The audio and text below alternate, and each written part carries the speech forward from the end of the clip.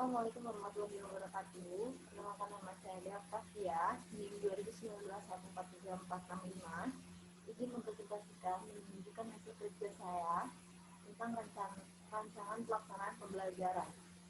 Di sini saya menampilkan rancangan pelaksanaan pembelajaran dalam bentuk PPT agar mudah disajikan dan dimengerti oleh teman-teman. Oke, kita lanjut. Yang pertama,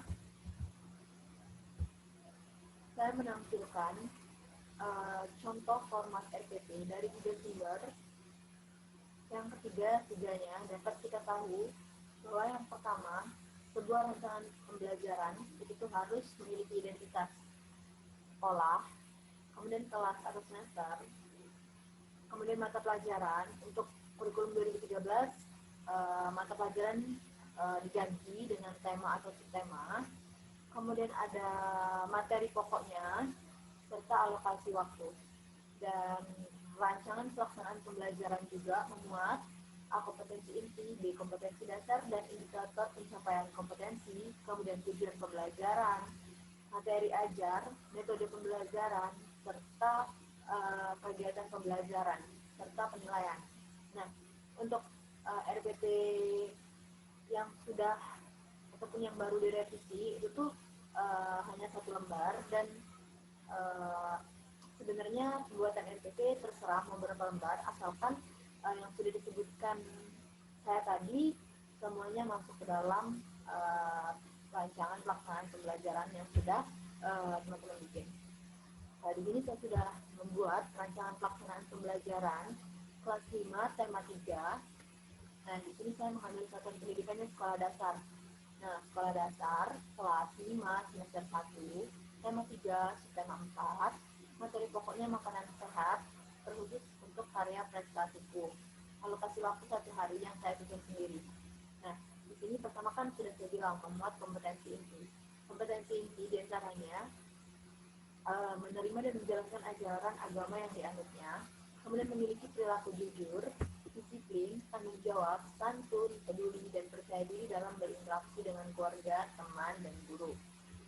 Kemudian yang ketiga, memahami pengetahuan faktual dengan cara mengamati, mendengar, melihat, membaca, dan menanya berdasarkan rasa ingin tahu tentang dirinya, melalui ciptaan Tuhan dan kegiatannya, dan benda-benda yang dijumpainya di rumah atau di sekolah. Kemudian yang keempat, menyajikan pengetahuan faktual dalam bahasa yang jelas dan logis dan sistematis, dalam karya yang estetis, dalam gerakan yang mencerminkan anak sehat, dan dalam tindakan yang mencerminkan perilaku anak beriman dan berakhlak mulia. Di sini teman-teman pasti bingung, kompetensi inti apa sih? Jadi di sini saya jelaskan bahwa kompetensi inti adalah tingkat kemampuan untuk mencapai standar kompetensi lulusan yang harus dimiliki para peserta didik pada setiap tingkat kelas atau program yang menjadi landasan pengembangan kompetensi dasar. Nah, kompetensi inti kan ada 4 nih yang saya tuliskan. Untuk kompetensi yang pertama, itu mencakup sikap spiritual. Yang kedua, mencakup sikap sosial. Yang ketiga, mencakup sikap pengetahuan. Keempat, mencakup sikap keterampilan. Keempat dimensi tersebut dirancang sebagai pengintegrasi muatan pembelajaran, mata pelajaran, atau program dalam mencapai standar kompetensi lulusan. Nah, di sini yang kedua ada deskripsi kegiatan. Di sini saya mendetail ataupun membuat pembelajaran tersebut seakan-akan merupakan penyuluhan kesehatan. Tujuan pembelajaran ini yang pasti pertama, siswa dapat mengerti pencegahan dan penanggulangan gangguan pencernaan. Kemudian yang kedua, siswa dapat membuat naskah iklan elektronik. Materinya, yang pertama pencegahan dan penanggulangan gangguan pencernaan, yang kedua langkah-langkah pembuatan iklan elektronik.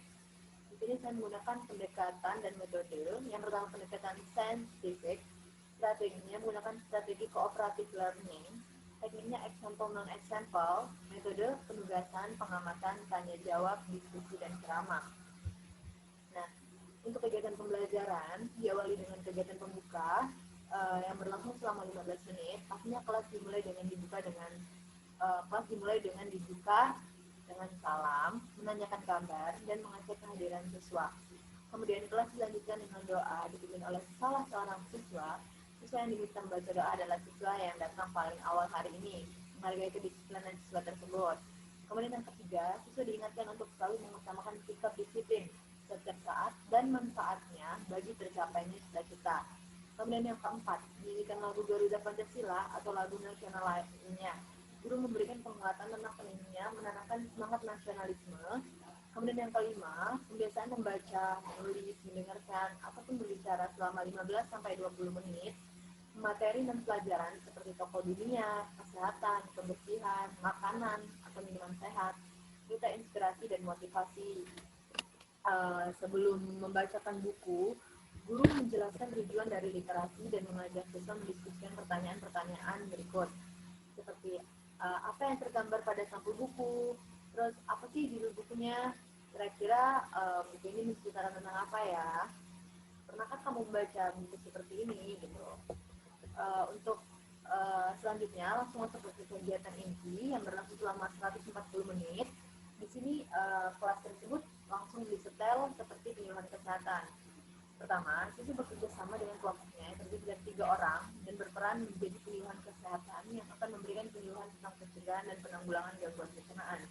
Untuk pemilihan kelompok, di sini ada berbagai macam cara. Yang pertama sesuai absen, kemudian yang kedua sesuai bangku ataupun kursi tempat duduk, kemudian yang ketiga acak, yang keempat siswa milih sendiri, yang kelima berdasarkan penghitungan 1, 2, 3, 1, 2, 3 begitu. Tergantung kreativitas dari gurunya masing-masing. Kemudian, siswa mengikuti petunjuk penugasan. Di sini sudah saya tampilkan potongan ataupun foto dari buku tema dalam bentuk penugasan. Nah, di sini pertama menjadi salah satu gangguan penyakit yang menyerang organ pencernaan manusia. Kemudian yang kedua mencari informasi tentang definisi dari gangguan ataupun penyakit tersebut, gejala yang ditimbulkan, cara pencegahan dan cara penanggulangannya. Kemudian yang ketiga, membuat naskah iklan elektronik singkat yang memaparkan jasa penyuluhan yang disediakan oleh kelompokmu. Kemudian yang keempat, lakukan penyuluhan kesehatan kepada teman-teman yang mengunjungi kelompokmu. Nah, di sini sudah saya tampilkan dengan jelas proyek 5 penyuluhan kesehatan. Bekerja dalam kelompok yang terdiri dari 3 orang, kamu akan menjadi penyuluh kesehatan yang memberikan penyuluhan tentang pencegahan dan penanggulangan gangguan organ pencernaan. Kemudian untuk yang terakhir, kegiatan penutup yang berlangsung selama 15 menit. Di sini siswa mampu mengemukakan hasil belajar hari ini. Kemudian guru memberikan penguatan dan kesimpulan. Terus siswa diberikan kesempatan berbicara, bertanya, dan menambahkan informasi dari siswa lainnya. Jadi sistemnya gini, pertama guru menanyakan dulu kepada siswa, kira-kira yang didapat dari hari ini apa, kesimpulannya apa. Kemudian dari siswa tersebut, guru lebih memberikan penguatan terhadap opini dari siswa tersebut serta kesimpulan hasil belajar hari ini. Nah, kemudian guru memberikan kesempatan kepada siswa lainnya untuk berbicara, bertanya, atau menambahkan informasi dari siswa yang sudah mengemukakan hasil belajar hari ini. Nah, untuk mengoptimalkan kerjasama penugasan di rumah, siswa dapat berbagi peran dan tugas dengan orang tuanya. Seperti misalnya orang tuanya yang memberikan penyuluhan dan siswanya yang menjadi pasien, ataupun bisa dengan sebaliknya. Kemudian yang kelima, menyanyikan salah satu lagu daerah untuk menimbulkan nasionalisme, persatuan, dan toleransi, serta mengembangkan budaya daerah masing-masing. Kemudian yang keenam, salam dan doa penutup dibimbing oleh salah satu siswa. Nah, kemudian dari hasil kegiatan pembelajaran, pastinya seorang guru harus melakukan penilaian. Penilaian terhadap proses dan hasil pembelajaran dilakukan oleh guru untuk mengukur tingkat pencapaian kompetensi peserta didik. Hasil penilaian digunakan sebagai bahan penyusun kemajuan hasil belajar dan memperbaiki proses pembelajaran. Penilaian terhadap materi ini dapat dilakukan sesuai kebutuhan guru, yaitu dari pengamatan sikap, tes pengetahuan, dan presentasi untuk kerja atau hasil karya proyek dengan rubrik penilaian sebagai berikut. Rubrik penyuluhan kesehatan. Nah, di sini sudah saya tampilkan penilaian terhadap apa saja yang harus dinilai dari hasil hasil penjualan siswa tadi. Nah, kemudian di sini ada sumber dan media. Yang pertama saya menggunakan buku pedoman guru tema 1 kelas 5 dan buku siswa tema 1 kelas 5, buku tematik terpadu kurikulum 2013 Jakarta, Kementerian Pendidikan dan Kebudayaan 2014. Kemudian yang kedua, buku Sekolahnya Manusia. Kemudian yang ketiga, software pengajaran SD atau madrasah tadi ya, untuk kelas 5 semester 1 dari GPC atau STM Media. Kemudian yang keempat, buku bacaan tentang pencegahan dan penanggulangan gangguan pencernaan, serta buku bacaan tentang langkah-langkah pembuatan iklan media elektronik. Nah, di sini juga ada refleksi guru, catatan guru, dan yang terakhir, mengetahui kepala sekolah, nama, dan NIT, kemudian tanggal dan tempat pengerjaannya hari ini di bangsa. Saya yang berperan sebagai guru kelas 5 di Batavia, karena saya tidak punya NIT, saya punya NIM, jadi saya tulis NIM. Baik, ini dari sisi PPT saya juga sudah membuat Word-nya.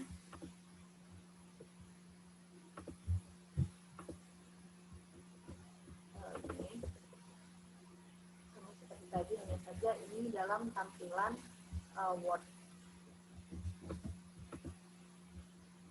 Ini rancangan pelaksanaan pembelajaran.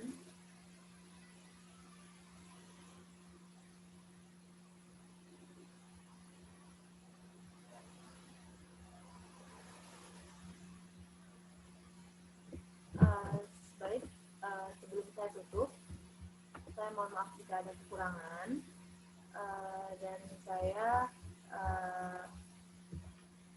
mohon apabila ada saran ataupun ada yang salah, mohon dikoreksi dan diberitahu kepada saya. Terima kasih. Wassalamualaikum warahmatullahi wabarakatuh.